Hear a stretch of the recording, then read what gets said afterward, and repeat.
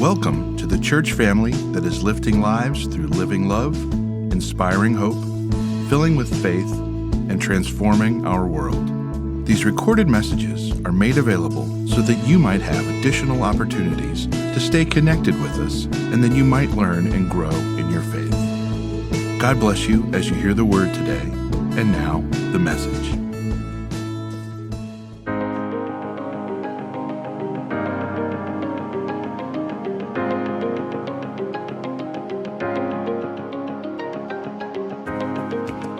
Today's scripture is from the book of Genesis, chapter 39, verses 6b through 20a.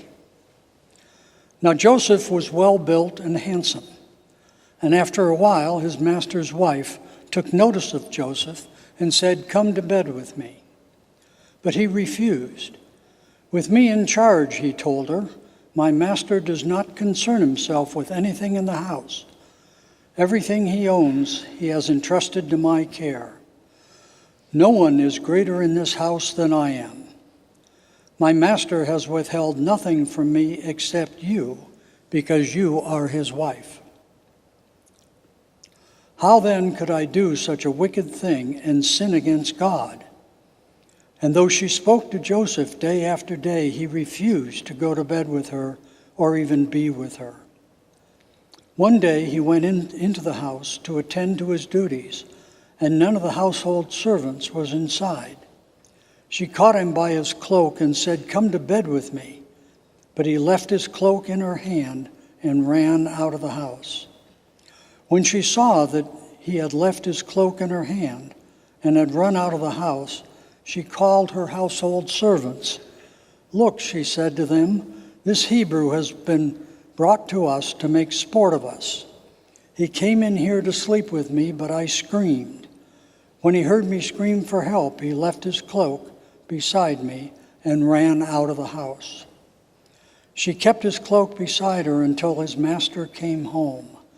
Then she told him this story. "That Hebrew slave you brought us came to me to make sport of me. But as soon as I screamed for help, he left his cloak beside me and ran out of the house." When his master heard the story his wife told him, saying, "This is how your slave treated me," he burned with anger. Joseph's master took him and put him in prison, the place where the king's prisoners were confined. May the Lord bless the reading and the hearing of his word. Before I begin, I just want to say a quick word of thanks.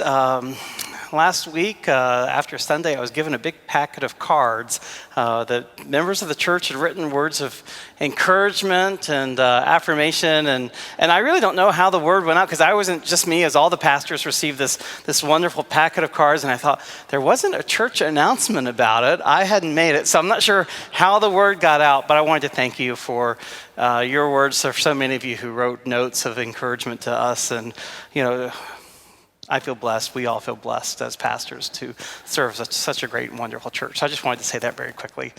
Today we're talking about Joseph, and as we all know, Joseph was a dreamer. Jamelin talked last week about some of the big dreams he had as a young man, and not only did he dream big dreams, but he had this uncanny ability to interpret other people's dreams. And so we thought, when we were kind of, designing this series, we thought, it'll be fun. We'll call it Livin' the Dream. And so I actually did like a little Google search of those words, livin' the dream.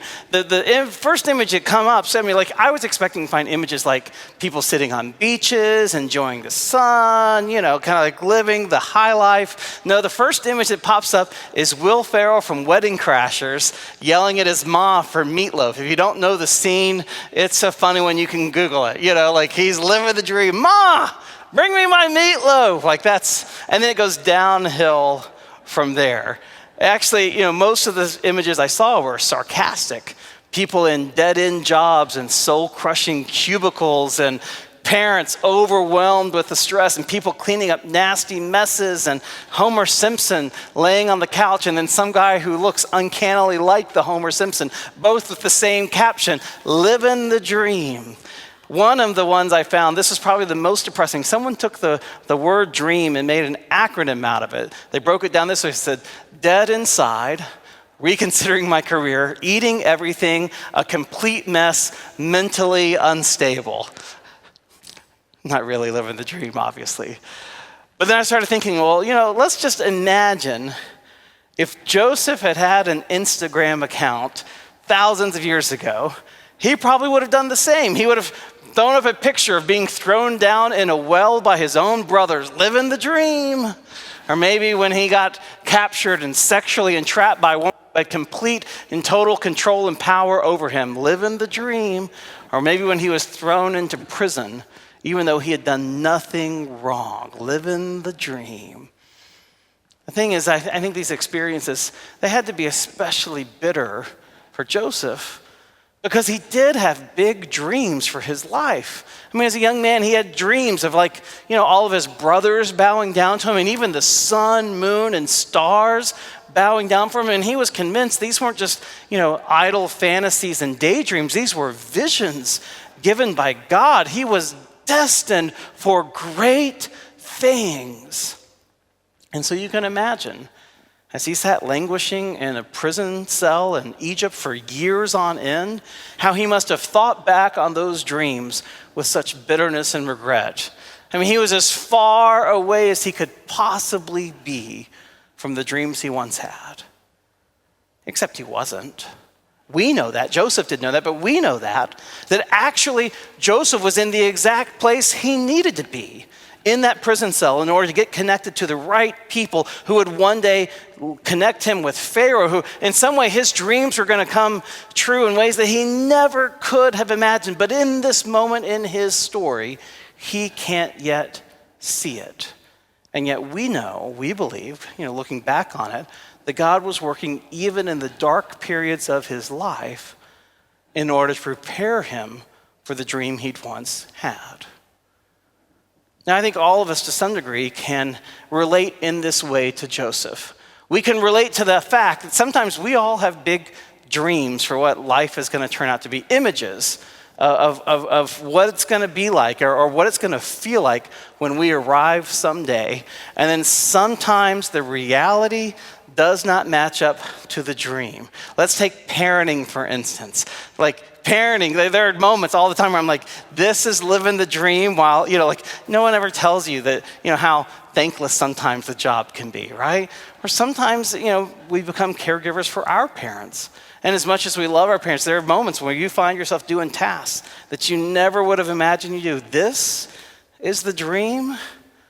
Or sometimes we get our dream job, except we discover that our dream job really isn't that much of a dream, that we have a demanding boss or we have needy clients who make our lives miserable. Is that living the dream?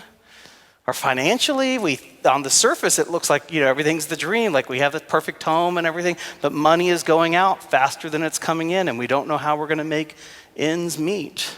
Or sometimes there's physical limitations. Things happen in life that and tasks that used to take no thought, or we used to do on our own, suddenly now we find ourselves unable to complete them on our own without the assistance of others. Is that the dream? Have you ever had a moment where you looked at a neighbor's life with envy, where you looked at them and thought, they have it perfect, they got it made, they're living the dream, but I'm not? If you ever had any of those experiences, then you can maybe relate a little bit with Joseph. And so the question I want us to wrestle with today is, what do we do during those moments of life where life is not a dream, where life is as far as we could imagine from the dream we had of what it was going to be like? What sustained Joseph in that dark period of time? What is God doing in his life in those moments? And perhaps by extension, what is God doing in ours in those times? So the first thing I want us to notice about Joseph is that Joseph conducted himself with integrity no matter where he was. He was sold into slavery, and the first person who bought him was a man named Potiphar. Potiphar was the captain of the Pharaoh's guard, and within Potiphar's household, Joseph conducted himself with integrity and excellence. Everything he did, it prospered, it went well. So much so that Potiphar saw his gifting, he saw his integrity, and he put him in charge of other servants, eventually put him in charge of the whole household. And such was Potiphar's trust in Joseph that the Bible tells us that Potiphar didn't worry about a thing. The only thing he worried about is, what am I going to eat for dinner tonight? He had that kind of luxury of trusting completely in Joseph. The problem was, Potiphar's wife, as we know, took an interest in Joseph because he was handsome and well-built. And she tried day after day to seduce him. Now, look again at Joseph's response. His response is one of integrity. He says, look, my master has no concern about anything else. He's put everything that he has in my hand. He's given me his trust. He's not kept anything back from me except you because you are his wife. How then could I betray his trust? How then could I do this great wickedness and sin against not just my master, but to sin against God? He had integrity. And so he avoided, not just refused Potiphar's wife's dances, but he avoided her as much as he could until finally one day she caught him, trapped him in a vulnerable moment inside the house where there were no other witnesses around. She became very aggressive, grabbed hold of his cloak, and Joseph felt the only way that he could get away was to shuck out of his robe and run for it.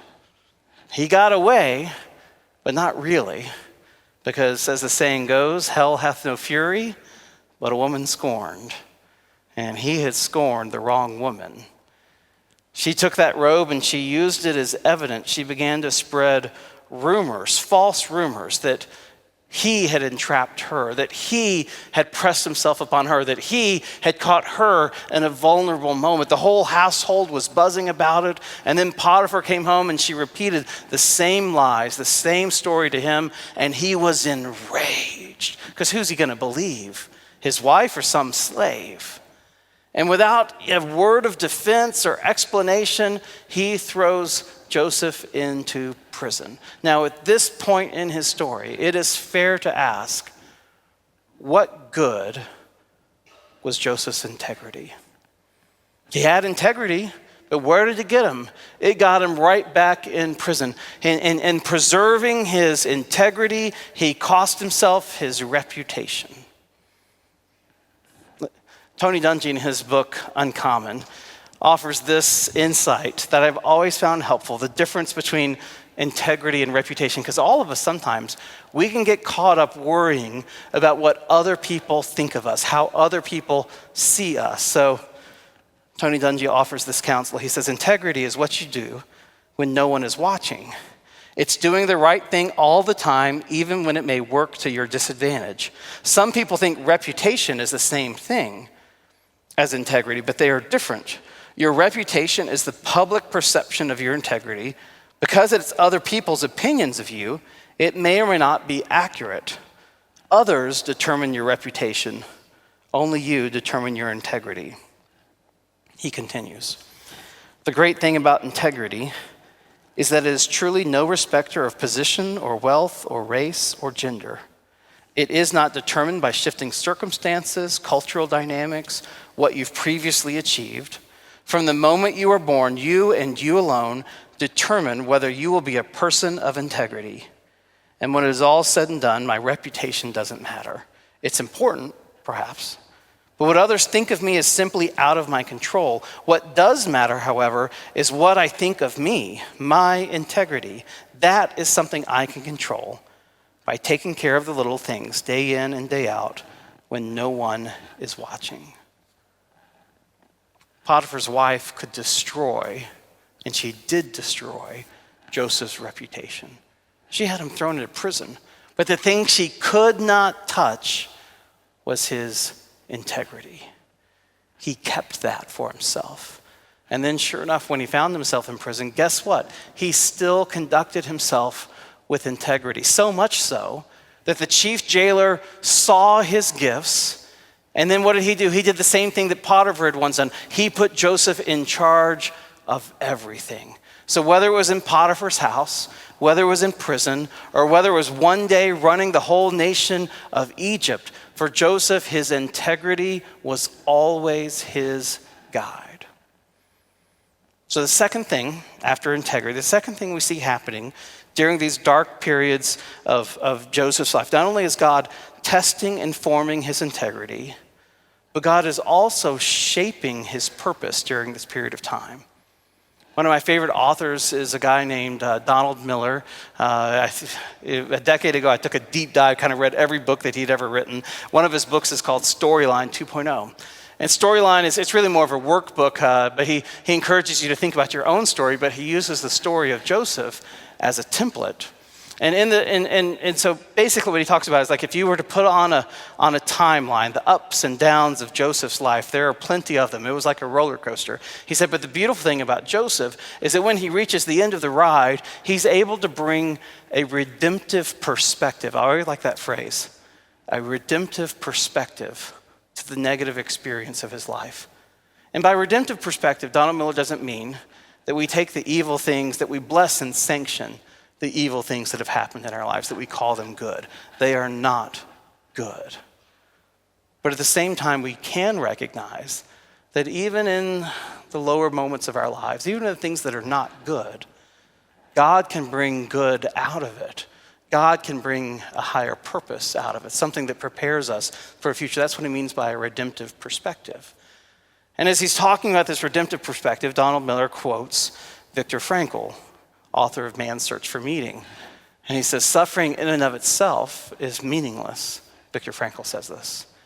We give our suffering meaning by the way in which we respond to it. The problem of life, Viktor Frankl says, is not suffering. It's suffering that we can't bring a meaning to. If we can bring meaning to our suffering, then it takes shape, it has purpose, like the suffering of a sacrifice. It's only when we can't bring any meaning to our suffering, he says, that is despair. Suffering without meaning. And when we experience despair, that's the beginning of the end. And what makes Viktor Frankl's words so powerful is that he lived them as an Austrian Jew who lived through World War II, who lived through a concentration camp. And his writings reflect on that time in the concentration camp. And one of the things he says is one of their survival techniques is so that whenever someone new came into the camp, the first thing they did is they would give that person a job. Not a job like the captors would give. The captors would give them meaning, soul-crushing jobs of cleaning latrines or breaking rocks. He says, not that kind of. We would make them responsible for another human being. Because if someone was responsible for someone else, then they had a purpose. And then if they had a purpose, then whatever suffering came their way, they had a meaning for it, something to push them through it because they had a purpose they could cling to. See, the problem is not suffering. The problem is suffering when we can't bring any meaning or purpose to it at all. I read a study years ago. So long ago, I can't remember where I read it. And the study was about a hospital. And this hospital the hospital was doing the study. They were surveying their workers, and they were trying to figure out, they were trying to get a sense of morale. Especially they were trying to seek, what are the roles, what are the jobs within the hospital where there's really low morale, and what can we do about it? And they found one woman who, in the course of their surveys, who stood out as an anomaly. She was an outlier. She was different from those who were doing the same job she was. So the job that she had was cleaning surgical instruments, which is a mission-critical job, right? That when you go into surgery, you want every instrument to be properly sanitized, properly cleaned. And so this is a mission-critical job. The problem is, it's an incredibly tedious, monotonous job, and it took place, this cleaning did, down in the bowels of the hospital, like a place where sunlight never reached. It was a kind of work that could crush someone's spirit and soul, except not this woman. She had this morale, that she loved her job. And so the hospital wanted to understand, what set her apart from her peers. And she just explained, I don't know, I begin every day with prayer. And in my prayer, I visualize the hospital, the operating room. I visualize the nurses and the doctors who will be using these instruments. I visualize the person on whom these instruments are going to be used, and I just pray. I pray for the health and safety of that individual, and I pray that the work I do would bring about a positive outcome in the life of this person. She was able to connect the most tedious, monotonous job that she had to the overarching purpose of saving and preserving life. And having that purpose made all the difference in how she approached her work. Now, what we know about Joseph is that God had a purpose for his life. God had a purpose for every ounce of suffering that he experienced. God had a purpose. The key is that Joseph had to find that purpose. And so to me, it's no surprise that everywhere he went, Joseph was put in charge of other people. Not just jobs and tasks, but he was put in charge of people. And you can see God shaping this purpose in him, that his purpose was to serve others. And this is a purpose that young Joseph didn't understand, right? When he had those first visions of his brothers bowing down to them, he thought it was all about him and about his glory. But God had to teach Joseph humility.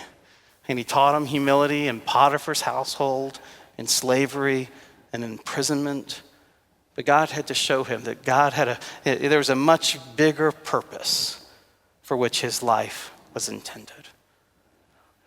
So God tested and forged his integrity. God shaped his purpose.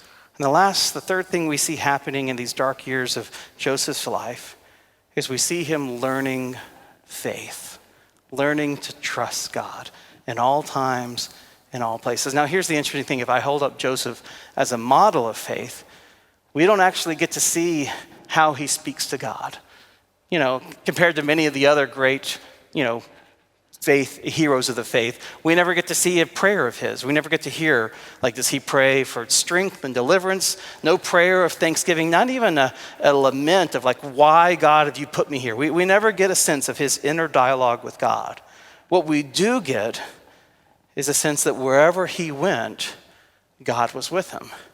I mean, it's repeated again and again and again. In Potiphar's house, for instance, it says the Lord was with Joseph and he became a successful man. Again, the master saw that the Lord was with him and the Lord caused all he did to prosper in his hands. The Lord blessed the Egyptian's house for Joseph's sake. The blessing of the Lord was on all that he had in house and field. God was with him, undeniably so. And then even when he went into prison, it wasn't like God left him. Indeed, even in prison, it continues to say, the Lord was with Joseph and showed him steadfast love. He gave him favor in the sight of the chief jailer. And the chief jailer paid no heed to anything that was in Joseph's care because he could see the Lord's with this guy. In other words, there's this theme of Joseph's life that no matter where he is, he experiences God's provision and care and blessing and favor. And he learns to trust in that.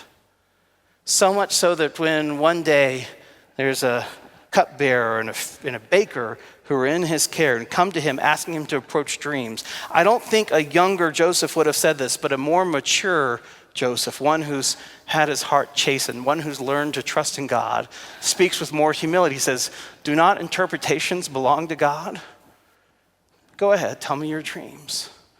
And then years later, when he has the opportunity to be before Pharaoh, this moment where his life, his future literally hangs in the balance on his ability to interpret the Pharaoh's dreams, he doesn't reply with any sense of cockiness, confidence. Oh, sure, I can interpret dreams. He says, it's not me, but God will give Pharaoh a favorable answer. He witnesses to his faith even before the Pharaoh of Egypt. You see, he's come to look at his life through the prism of God's care and provision. When he finally, at the end of the story, meets his brothers, and Kim's going to talk a lot more about this next week, But when he meets his brothers and reveals himself to them, again you see him appealing to God's presence and work in his life. He says, don't be distressed, my brothers, or angry with yourselves because you sold me here, because you sold me into slavery. Instead, remember, God sent me before you to preserve life. So it was not you who sent me here, but God. And he has made me a father to Pharaoh, the Lord of all his house and ruler over the land of Egypt. Joseph looks back on his life.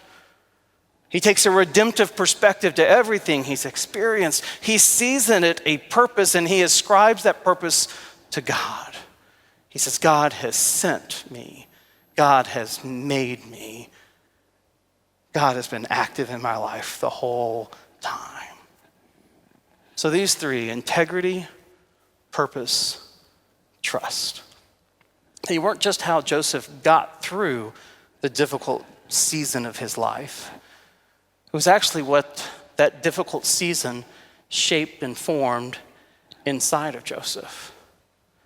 And so if you ever find yourself in a place where life is not a dream, where life does not match the dream that you had for your life, it might be helpful to reflect back and say, well, okay, maybe what I need to ask instead, like, what is God forming inside me right now?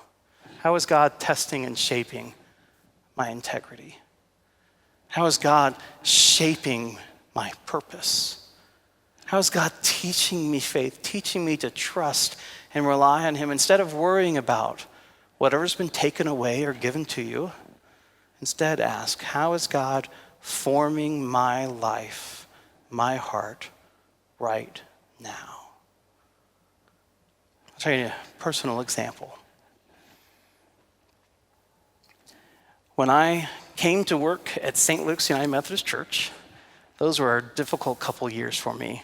And let me just add, because I know many of you worshiped at St. Luke's with me. It wasn't because it wasn't a great church. It was just because it was a difficult transition for me.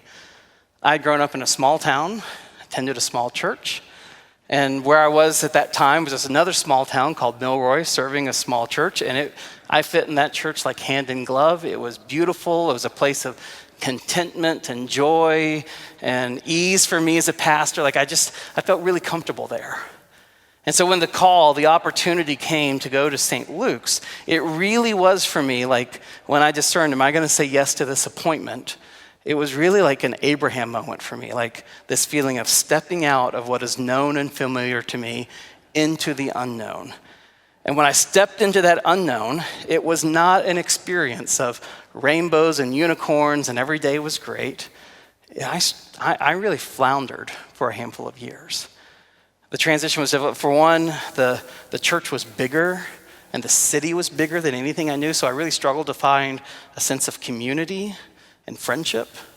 I struggled with the balance of work and home because the pace of ministry at St. Luke's was so much faster than the pace of a small, United Methodist church. I just felt like there was always work to do. My hours were long, and I really struggled to balance it. And probably the biggest thing for me was that at St. Luke's, I was not the primary preacher. I was an associate pastor. I preached 4 times in my first year, and that for me felt like taking my best gift and just cutting it off.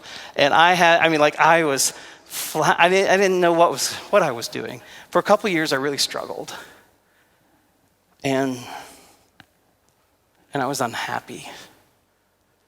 I was at this church that was like the dream church, the dream job, the dream position. So many of my peers would have killed to be in my spot, and I was dying. I was unhappy, and I was in that bitterness and anger would come out in different places, even when I wasn't ready. Because I don't think anyone knew except my family, right? Except my wife, really. My kids could pick up on it. They were really little. Margaret had this phrase sometimes. She'd say, "Dad, you have your angry face on." Like that was my resting face. She would just see it, right? And there were days I can remember literally where I would pull into the parking lot, and it took everything I could just to get out of the car and to walk into the building. It took an act of will. And it's so hard when you're a pastor because you can't say this stuff, right? Like you can't tell the church you're serving, I'm not happy here. Like it's just a hard place to be. And when I look back on that time now, I can see God was working. There was never not a moment where God was working. He was shaping during that time my integrity, teaching me to just keep doing the work, one thing after another, and trusting in him, even when no one else was watching. He was shaping my purpose. It was a huge gift, actually, to not preach for a number of years because it gave me a bigger picture of what the role of a pastor is and what the role of the church is and how I fit into the big picture. He was shaping my faith. I learned to trust God in new ways, all during that stretch. And I'm convinced that all those experiences, not just the bad, but all the good too at St. Luke's, but all of it was shaping me into the person and the pastor that I am today so that I could effectively lead this church and so that God might lead from here into whatever else might be in my horizon in the future. But my point is this, is that I think this is what living the dream is like. It's not always reaching our dreams, or at least not in the way we think we're going to reach them. It's not always, the high life and relaxing and kicking back and enjoying every second of the ride. No, sometimes it's a grind. And sometimes it's trusting in the midst of a difficult time that God is still with me, that God is still shaping my purpose. God is still building my integrity. God is still teaching me to trust. And sometimes that's what it looks like to live the dream so that we can live into the bigger dream that God has for each and every one of our lives. Will you join me in a word of prayer?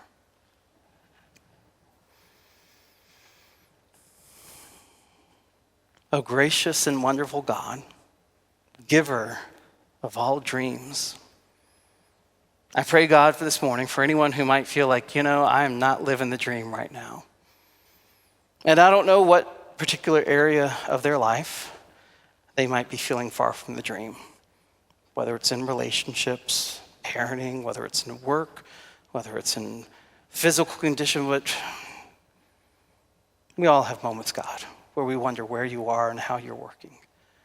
But we ask, God, that in those moments you teach us to trust. You use those moments to shape our purpose and integrity, to build our character. And we pray most of all, I pray for anyone who might be in that place, I pray that you give them hope. Hope to hang on, hope to keep putting one foot in the other, hope to live into the dream that you have for their lives. A dream that might be perhaps different from their dream, but a dream that is better, fuller, more life-giving than anything we can imagine. This prayer we offer in the name of your Son, Christ Jesus. Amen.